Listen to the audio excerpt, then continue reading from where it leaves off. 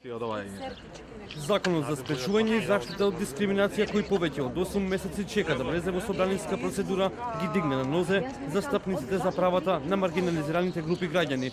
Околу 100 граѓански здруженија бараат итно донесување на законот пред претседателските избори. Имавме состанок со пратеникот Адеми летото и тогаш ни кажа дека дуј ќе го поддржи законот, за после да излезе Бујар Османи дека ЛГБТ заедницата е спорна, а потоа нели го премислија амбасадорите.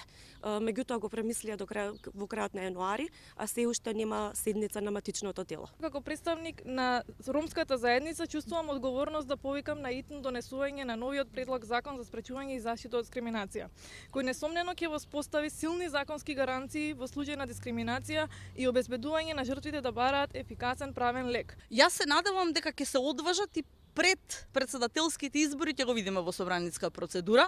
Во спротивно повторно имаме одолговлечување до бесконечност. Апелираме, препорачуваме претениците да се одважат и истиот да биде ставен на собраниска процедура како закон кој што е исклучително значаен и ќе придонесе за напредокот на Република Македонија кон Европската унија и одлуката која што ни престои. И додека пред законодавниот дом здруженијата по случај на известни пратеници во собранието дека го попречуваат донесувањето на законот за кој велат дека е од особено значење за лицата со попреченост, сиромашните, ЛГБТ заедницата, ромите и другите маргинализирани група на граѓани, од СДСМ на ставот дека законот за спречување и заштита од дискриминација ќе биде изгласан во собранието до средината на март.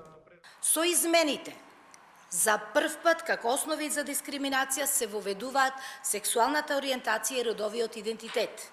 Се додава и нов облик на дискриминација со кој треба да се справуваме, а тоа е сегрегацијата.